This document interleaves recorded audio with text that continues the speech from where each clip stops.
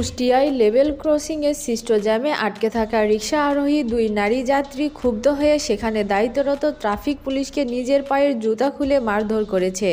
এ অভিযোগে দুই নারীকে আটক করেছে কুষ্টিয়া মডেল থানার পুলিশ।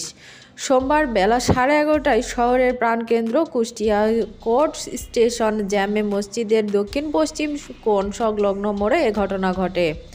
আকস্মিক ঘটে যাওয়ায় এই ঘটনার সিসি ক্যামেরার ফুটেজে সামাজিক যোগাযোগের মাধ্যমে ছড়িয়ে পড়ায় নড়েচড়ে বসে জেলার আইন শৃঙ্খলা বাহিনী।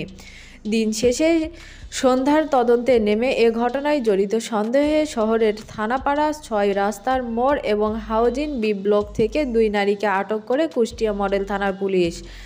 আটক করা হলেন শহরের থানাপাড়া এলাকার বাসিন্দা আশরাফুল ইসলামের স্ত্রী সোহানা ইসলাম এবং হাউজিং বি ব্লকের বাসিন্দা মোবাইল ব্যবসায়ী রিপন হোসেনের স্ত্রী সানজিদা আক্তার শান্তা।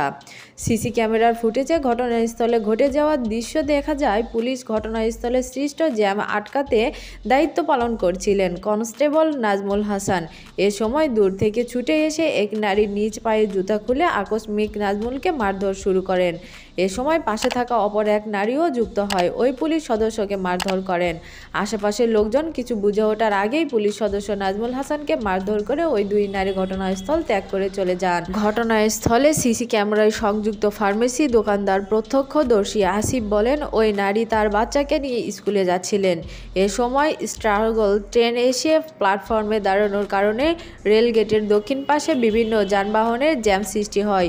কিছুক্ষণ পর ট্রেন ছেড়ে চলে যাওয়ার পর ওই নারী তার রিকশাটি পার করে দিতে বলে, কিন্তু রাস্তায় জ্যাম থাকায় ট্রাফিক পুলিশ সেটা করে দিতে পারেনি। এ ঘটনায় কিছুক্ষণ পরে ওই নারী সহ আরও এক নারী এসে পুলিশকে বেধড় মারধর করে চলে যায়।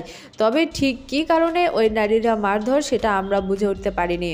ঘটনার সত্যতা নিশ্চিত করে কুষ্টিয়া মডেল থানার ভারপ্রাপ্ত কর্মকর্তা পুলিশ পরিদর্শক শেহাবুর রহমান জানান, রাষ্ট্রীয় কাজে দায়িত্বরত আইন শৃঙ্খলা বাহিনীর ওপর হামলা ও কাজে বাধা দানের অভিযোগে আক্রান্ত পুলিশ কনস্টেবল নাজমুল হাসানের দেওয়া এজাহারটি মামলা হিসেবে রেকর্ড করে আটক দুই নারীকে গ্রেপ্তার দেখানো হয়েছে।